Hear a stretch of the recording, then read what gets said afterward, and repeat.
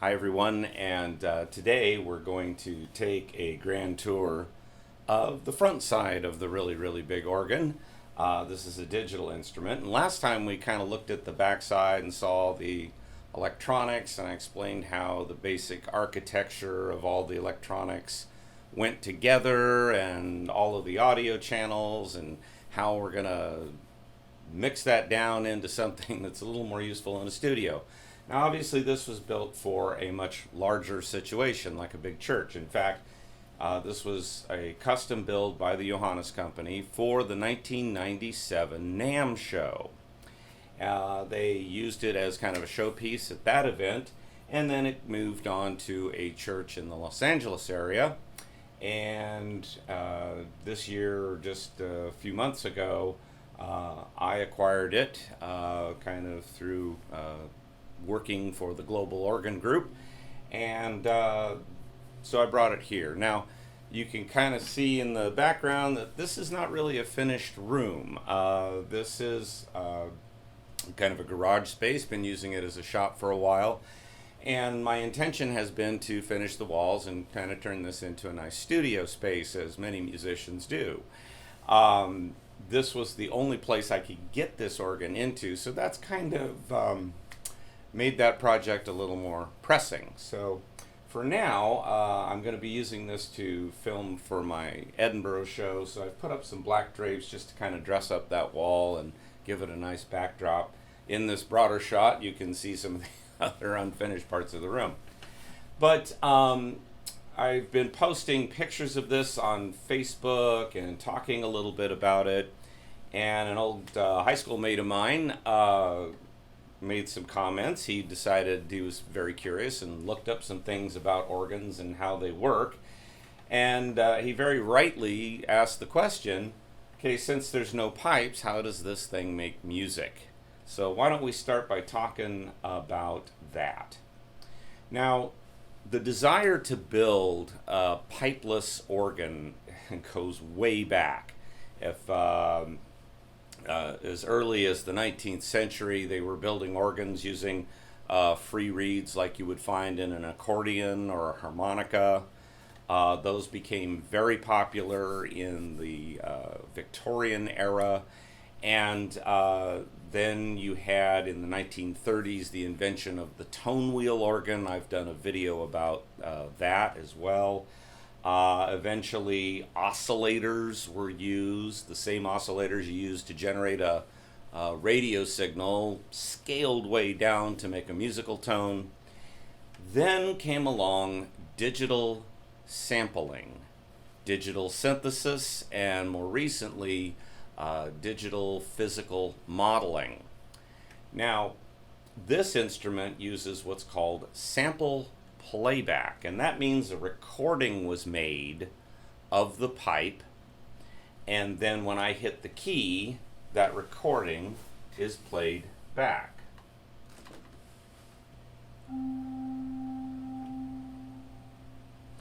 So what was actually done there is, a lot of this is done, at a church site, or sometimes it's done in the studio.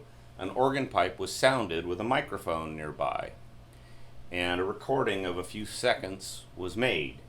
Now, the next thing that has to happen is that recording has to be edited into its component parts, so that when I first hit the key, we played the first part of the recording where the valve opens and the pipe makes its characteristic opening speech. Then you have to have the steady state part of the recording isolated so you can loop it, so that if I hold the key down for a while, it will keep sounding.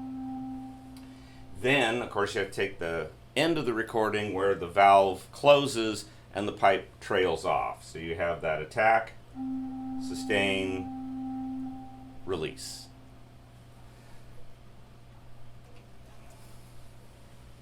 The earliest digital organ didn't actually play back the samples. The samples were taken just for information, and then additive synthesis was used to create a synthesized or imitated version of the tone.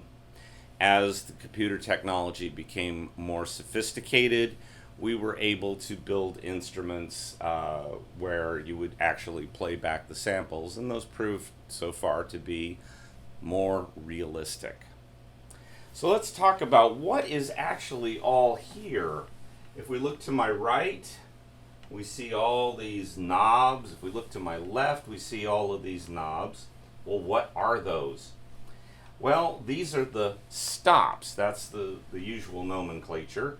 And the stops are nothing more than a single voice of the organ.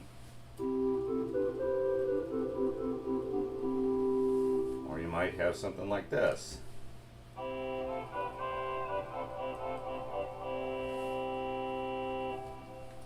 When you put them all together, you get a bigger sound.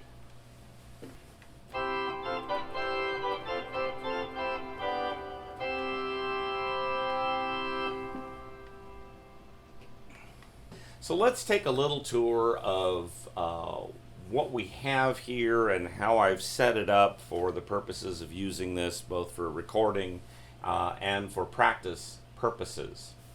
If we look over to the right, we see the right hand stop jam. There's 3 groups of stops here. The left group is the top keyboard, and this is called the solo division. In this case, it is really more of what I would think of as a positive division, and that's just fine because I prefer that arrangement on a 4 manual organ. The middle group is called the great, and that is the second keyboard from the bottom, and that is kind of the main ensemble part of the instrument. All of the other divisions couple to the great, and I'll show you that in a little bit. And then the right hand set of stops is the choir, and that is the stops that speak on the bottom keyboard. Moving to the center, this is what I see when I'm seated at the instrument. We have our 4 keyboards. From the bottom, the first keyboard is the choir. The second keyboard is the great. The third keyboard is called the swell. And the top keyboard is called the solo. If we look under the keyboards, you'll see a number of push buttons. These hold presets. These are combinations of stops that I can program to a button and then have that combination of sounds recalled at the press of that button. Let's move over to the left-hand side. Now here we have again 3 rows of stops. The left hand, the far left group is the pedal. And these are the low bass sounds and big thundering sounds that the pedal board makes when one is creating music on such an instrument. The middle group is for the swell, that third keyboard up. This has accompanimental stops and solo stops, softer solo stops. There's a trumpet and an oboe on there, and you can create all kinds of colors that way. The third group, the right-hand group, these are kind of the general controls. This organ has MIDI. I can control the MIDI outputs from there. It has various devices that change the character of how the organ behaves. There's also alternate temperaments for organists that are into that. I am not. I think equal temperament evolved for a good reason, and I like it. And then if we look down, I see my pedal clavier, and then there are 5 shoes. 4 are for the expression or loudness control of each of the keyboards, and the far right one is the crescendo, which when you slowly push that in, you get a buildup of stops. You get kind of a sequence as if I've got assistants pulling all the stops so that I can build up to full organ and build back down just by moving the shoe. To the left and right, you'll see gold colored push buttons. These are the same thing as the little push buttons underneath the keyboards. So again, last time we looked at how was I going to solve the audio situation. And you can watch that video either on YouTube. It appears as Organ Technology Part 4, or on episode 25 of Other Stages. It's featured there as well. There were several ways I could solve the audio. What I did for now is there were 3 stereo mixes of the various segments of the organ, and those were summed together as a single stereo mix. I broke those back up so that I would have 3 stereo pairs. The first stereo pair is just the swell keyboard. The second stereo pair is the great and the solo keyboard. And the third stereo pair is the choir keyboard and the pedal board. And it's a good thing I broke them up, because the mix between them was all kinds of wonky. And so by opening those up and running them to a mixer, I could control not only each stereo pair, but I could pan them, and so that, you know, the swell appears a little bit to the left and the great appears a little bit to the right, and the choir and pedal appear in the center. And I could also adjust the leveling. So let's take a look at the audio rack that takes care of that. So this audio rack is of components that I've had for a while. The top component is, with the blue screen there, is a reverb system. Then we have the center piece, which is all the knobs and sliders. That's a mixer. This is a multifaceted mixer. I can route sounds to different areas.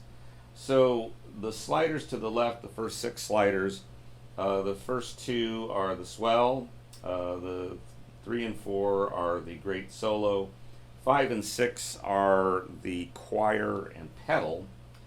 In addition to just those general volume controls, I also have at the top of the knobs, there's a set of preamp controls to boost the signal. And this proved to be a very good thing, because the choir pedal signal coming off the organ was very, very weak, and whereas the swell signal was very, very strong, with the great and solo kind of in the middle. And with the combination of the volume sliders and the preamp controls, I was able to balance those out. Now, the other problem that I have, that obviously fixing that internally on the organ console would be the ideal thing to do. However, the software for getting into the computer of this organ is unfortunately no longer available. So those kinds of internal adjustments are as they are. And unless I find some mechanical way that I haven't seen yet in the schematics, this is the only way I can really solve that balancing issue. But it works just fine as is, and so it's just great. Now, the reverb system is patched in kind of a unique way. Each of the channels on the mixer have a tone control for bass, treble, and mid-range, like you would see on a, your home theater receiver. Those controls give me some flexibility in terms of how the organ is going to sound going directly into a recording device. And that's, again, a very handy thing to do, because the way that the organ timbre is balanced just for listening and the way you have to balance it for a direct recording are kind of 2 different things. And that gives me that control right there. Then we have some effect send controls, and this is a way of taking the audio signal and routing it somewhere. And in this case, there's 4 effects routings. I've used 2 of them to route into the reverb system, so I can select left and right reverb sends. And then the reverb, instead of coming back into the output bus, comes into channels 10 and 11. The reason I did that is that allows me to adjust the timbre of the reverb alone, so that the tone color of the organ might appear to be affected by the acoustics, in this case the artificial acoustics. The mixer then has outputs for both going into amplifier and a different output for going into a headset. This room is completely unfinished, so normally I would play on a headset. Now, below the mixer, you'll see a silver rack with a lot of sliders on it. That's a graphic equalizer. And then the bottom unit is the main amplifier. Now, the way I have it set up is that the output going to the graphic equalizer and the amplifier and then on to the external speakers is completely separate from the output that I will use to connect to my recording device when making a direct recording for one of my videos. There's good reason for that. Speakers and how they behave in a particular room require peculiar EQ settings that are unique to them. If I adjust that equalizer so that the speakers sound nice, and then I plug my recording device into that same output, well, guess what? I'm going to record an equalization curve that's not really appropriate for the recording. In other words, the recording won't sound right. This way, by having two separate routings, one un-EQ'd and one EQ'd, then I can have the external speakers sounding right, and I can have the recording signal sounding right. Now, to listen to the organ, because the room is still unfinished and I don't want to piss off my neighbors, I'm using these wedge monitors, and normally they would be set at a very low volume, just enough for me to hear, and that's so that I can record, and that's so I can record a video without having to have a headset on. I can just be playing the organ. Normally I'll play with the headset because it's a little more satisfying, and then I don't have to disturb my neighbors until the room is finished. Eventually, of course, I'm going to put some high quality speakers on this. These wedge monitors are okay, but they're not really the greatest sound. I have some better speakers for the instrument. And once this all comes together in here, the speakers will be up on a high shelf, the room will be finished off, all of my tools will be out of here, we'll do something nice with the floor, and we'll make this a really nice instrument to enjoy both for practice. I can bring friends in and play a little bit for them, and I can shoot all of my videos and everything on the really, really big organ. So that's kind of the grand tour of the front end of the really, really big organ, and thank you for joining me.